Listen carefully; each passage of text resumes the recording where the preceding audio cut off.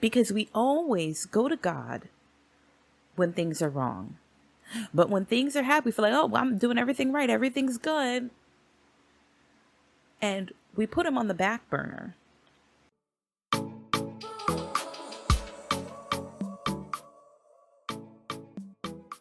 Hello, everyone. Welcome to A Jew Like Me. My name is Jessica Israel, and this is a podcast for all of us who love Torah, but have felt like we are not fully represented in mainstream Jewish life or the pop culture idea of who a Jew is or what a Jew looks like. We are the children of Abraham, and this podcast is to create our place at the table, let our voices be heard, and celebrate the multiculturalism of Judaism. Let's get into our episode.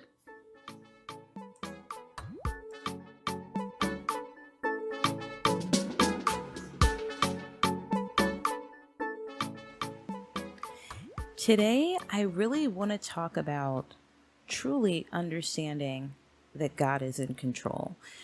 We use that phrase a lot. We hear that a lot when we talk about this idea that, something is going wrong and we need God's help. And finally, we've had enough. We're fed up and we're going to put it in God's hands because God is in control and he's going to fix everything. But what about when things are going good? Right? It's not just about saying, I give all praise to God. I'm thankful. I know God has blessed me. It's truly beyond that. And I want to look at Psalms 127, verse 1 and 2, where it says, a song of ascents of Solomon. Unless God builds the house, its builders labor in vain on it. Okay, I'm going to repeat that part. Unless God builds the house, its builders labor in vain on it. Unless God watches over the city, the guard keeps vigil in vain. In vain do you rise up early and stay up late. You who toil for the bread you eat, God's loved ones are provided for while they sleep. Those are two verses that say so much. Okay, where it's very clear, where it's saying that, hey, unless God is allowing this to happen, right, it's not happening. It's not happening for you. So when you think that these great things that have happened in your life, these successes that you have had are just because you've done everything right, that's not it. It's not it. Now, you may have done the right things where God is saying, okay, I'm going to give you these blessings, or you're following my instructions. We're going to make it well with you, or you're going the right path. I'm not going to allow any blocks to be put in your way. Of course, right? But many times people can do quote unquote all the right things and still have things happen in their life that are not great. They can still have a lot of blocks. They can still have a lot of misfortune.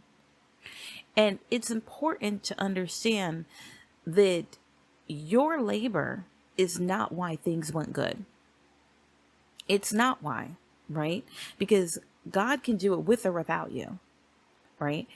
It doesn't mean that your labor wasn't a way of you following God's instructions. But a problem becomes when people start thinking that everything they've got is because they did it themselves. I deserve this because I did X, Y, and Z. Well, of course this happened because I did X, Y, and Z. I did this the right way. Well, you should have just done that. You should have just done this. The advice that people give of saying why something's not working for you. Now, it doesn't mean that there's no good advice, right? Where they can be steering you in the right direction. But we have to understand at the end of the day, then like it says, unless God, that's the phrase of it all. That's what sticks out to me. Unless God. So you can do all that, but you still need to keep in mind that it is God's decision as to whether this is going to work or not. It's God's decision as to whether it's going to go to a certain point, whether you're going to achieve a certain level of success, whether something is going to work out in the way that you like.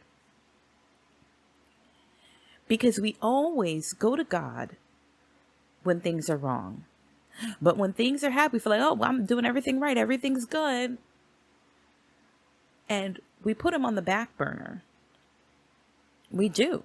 It is what people do so often, that when success is at their door, when things are going right, truly praising and thanking God and understanding that it's only because of him. Understanding that it can be taken away in 1 second. And that it is his. And giving glory to God, expressing that, hey, I got this from God, because part of our job, right, is to pass on the knowledge that we have about God. You should be able to see my walk with God in my actions, in my words, and who I am. That should be able to reflect from me regardless, right? I shouldn't have to beat you in the head with Torah, right? But you should be able to say, wow, look at how she lives her life. Okay, I like that. Wow, these are real principles, and let me find out more about this. Or there's this piece about this person. Now, we are all a work in progress, and nobody is perfect. I'm not perfect. You're not perfect, right? So nobody is this walking perfection of Torah. That's just not the case, right? But there should be a light that shines from us. We are literally called to be a light to others, right?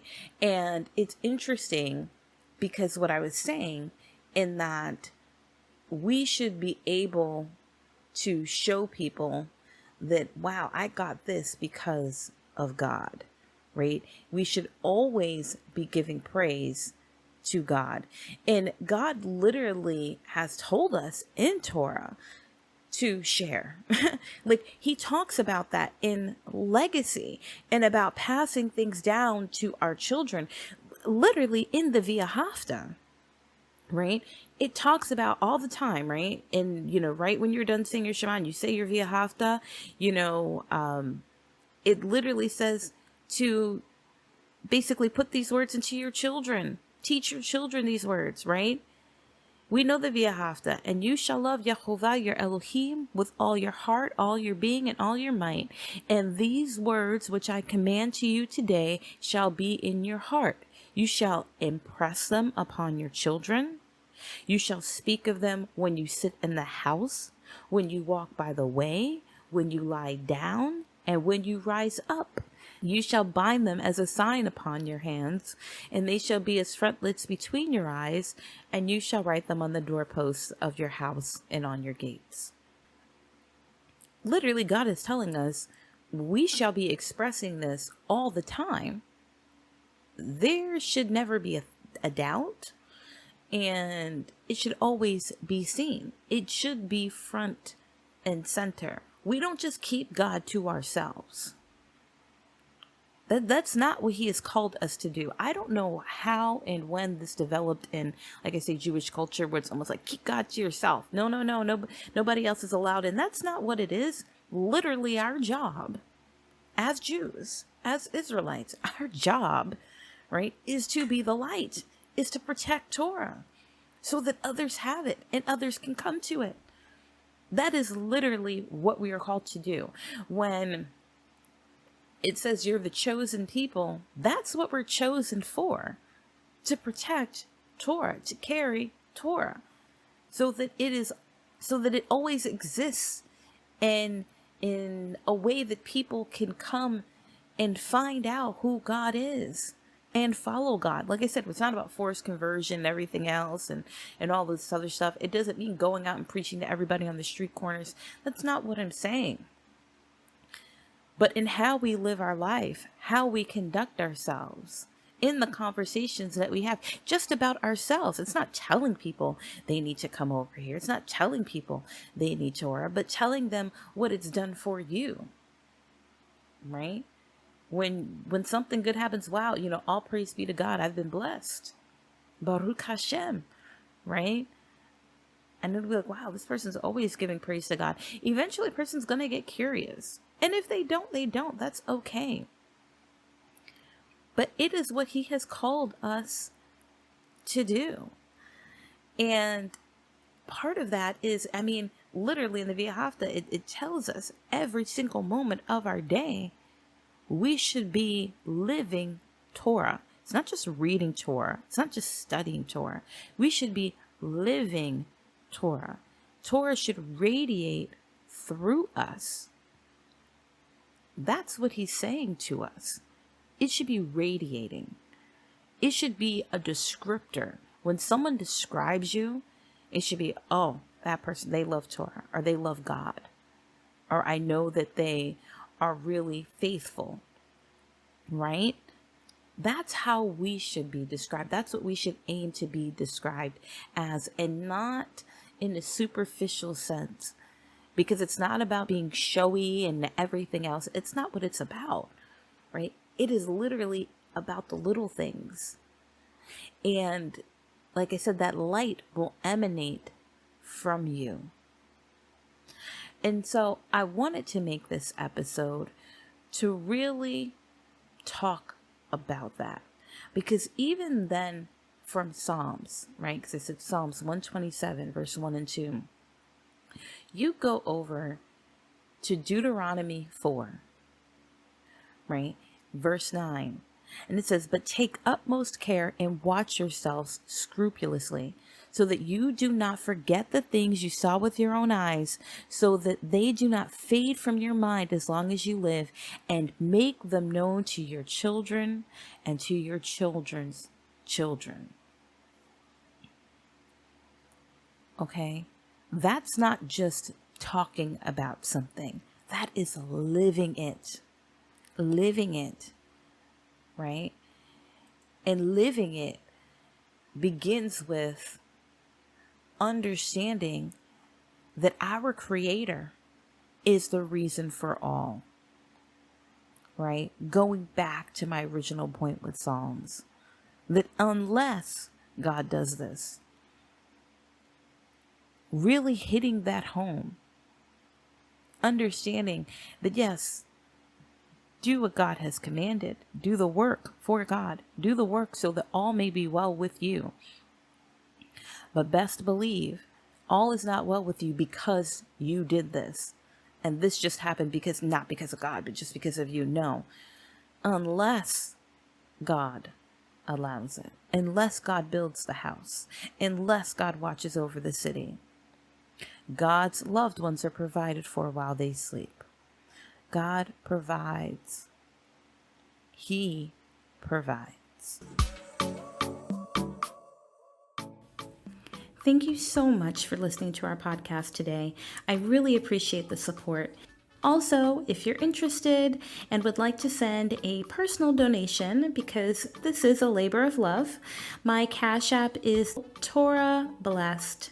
TorahBlessed. Thank you again so much for the support, guys, and I really look forward to chatting again next time.